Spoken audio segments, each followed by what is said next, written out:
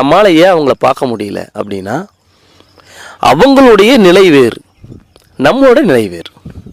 அவங்க நிலைக்கு நீங்கள் போனீங்கன்னா கண்டிப்பாக பார்க்க முடியும். இப்போ உதாரணத்துக்கு ஒரு மனிதன் காரில் போயிட்டுருக்கிறான், இன்னொரு மனிதன் சைக்கிளில் போகிறான். சைக்கிளில் போகிற மனிதன் காரில் போகிற மனிதனோட தொடர்பு வச்சுக்க முடியுமா? அப்போ அவனும் காரில் போனான்னா போய் அவனை தொடர்பு கொள்ள முடியும்.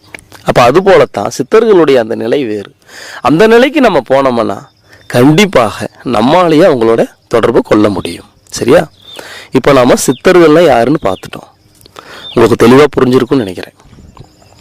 கண்டிப்பாக சாமியார்களோ ஞானிகளோ மகான்களோ யோகிகளோ சித்தர்கள் அல்ல. அவங்க எல்லாருமே ஒரு நாள் இறப்பு அப்படிங்கிற ஒரு விஷயத்தை எய்துவாங்க. ஆனால் சித்தர்களுக்கு இறப்பு கிடையாது. அப்போ இறப்பு இல்லாமல் இருந்தது எப்படி? அவங்களால எப்படி இறப்பு இல்லாமல் இருக்க முடிஞ்சுது?